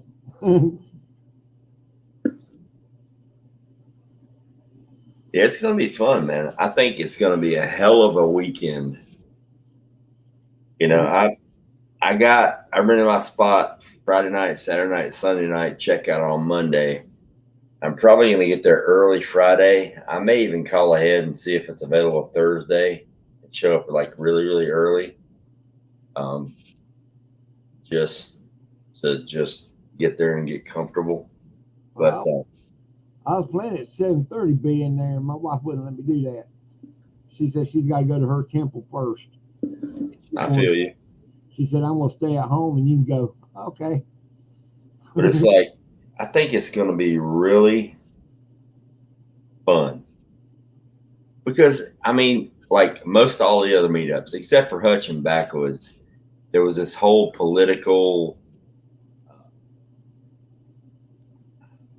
at least the other ones that I've seen, it was based on money. It was monetized. You know what I mean? Yeah. It's like, send this amount of money, you can hang out with us and rent this. Now I could have easily said, hey, you know, send me $50, I'll rent you a spot for a night and this, that, and the other, and pocketed the chain. I'm like, no, here's where we're going. If you want to show up, show up. If you don't, don't. It's cool. You know? That's what got me about it, is me showing up. And I was trying, I like how you had it set up the way you said it. Dude, all I did, I just sent out a message to everybody when I did the stream. I'm like, I rented spot number 25. Here's where I'm at. Come hang out. You know what I mean? Get as close as you want or as far away as you want. I don't care, but here's where I'm at. I was going to do that number. I was going to email you and ask you, do I pay you or do I pay the park? Instead, when you said that, I was going, okay, that's automatic. I can call it today. Well, boys and girls, I think I'm going to shut this thing down. We've been going for a little while now, almost 2 hours. I'm going to get some sleep. I got to get up tomorrow and build some shit for the printing press. So I think I'm going to stick a fork in it. I want to thank everybody on the panel. Flo, Cherokee, I appreciate you guys coming up. I'm going to go take a piss and get something to eat and probably drink another adult beverage. Maybe surf YouTube for a while. But we'll I will give him that. Oh, yeah. I'm going to keep the Turkish. The Turkish is what they call tracker survival knife. But I think I'll just give him this in here. It's wow. blade, but nice. I like that. Machine. It's, you know what I'm saying? Since it's made by a machine, and the Turkish one is actually made by hand. And the Turkish guy actually did what I asked. This part right here is a lot deeper. Oh yeah, I like that. It's easy. And that's what you say when I make a fire. You get a kick out of it. All right, we'll see. I'll see you there, brother. Okay. All right, guys. I'm gonna let you guys go. Everybody in the chat, thanks for hanging out. I appreciate you as always. And I'm gonna get up tomorrow. I gotta build some more shit. I gotta go to Fayetteville, but when I get home, I'm gonna build some more shit. And it is what it is. Thanks for hanging out with us. I appreciate it. Flo, appreciate it. Cherokee, thank you very much. Nice We'll to see meet you guys later. Y'all have a good night. Okay, brothers. Bye now. Bye-bye.